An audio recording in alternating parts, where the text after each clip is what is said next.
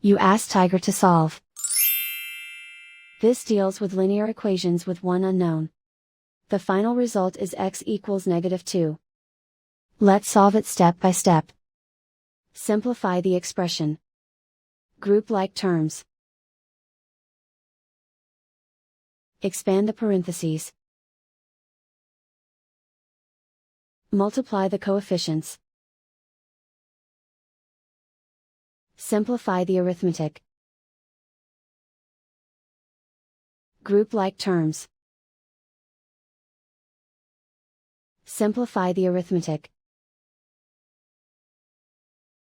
Group all constants on the right side of the equation. Subtract 12 from both sides.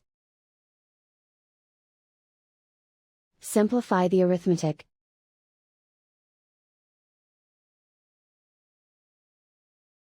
Isolate the x. Divide both sides by 6. Simplify the fraction.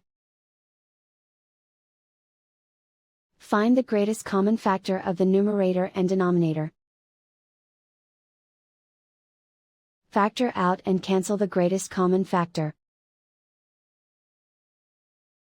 And so the final result is x equals -2.